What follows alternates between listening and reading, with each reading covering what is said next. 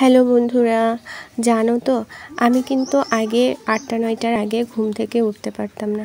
এখন কিন্তু আমি ৬টা, সাড়ে ৬টার দিকে কিংবা তারও আগে ঘুম থেকে উঠতে পারি। আর এখন আমার অভ্যাস হয়ে গেছে। আগে এত ভোরে ঘুম থেকে উঠতে কিন্তু অনেক কষ্ট হয়ে যেত। এই দেখো ঠাকুমা এখানে উঠান ঠিক করতেছিল, কারণ আজকে আমাদের বাড়িতে ধান আসবে।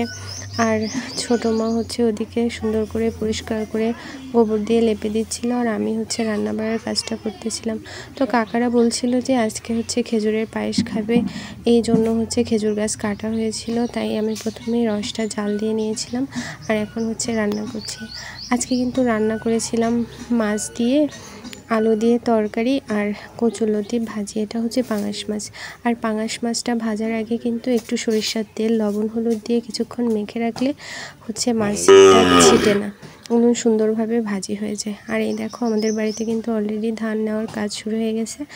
এই যে ছোটো মা মাছ কাটছিল আর আমি বসে বসে কচুর মুখি ছাড়াচ্ছিলাম। এটা সুন্দর করে ধুয়ে সেদ্ধ করে রান্না করা হবে। আর এদিকে বোন কিন্তু দোকানে গিয়েছিল শ্যাম্পু আনার জন্য, আর সাথে গিয়েছিল ওই যে সেই ছোটটা, যেটার কথা আমি আগের ভিডিওতে বলেছিলাম। মাথা কই, তোমার চোখ কই, তোমার নাক কই, তোমার গাল কই, তোমার জিব্বা কই, জিব্বা, তোমার কান কই,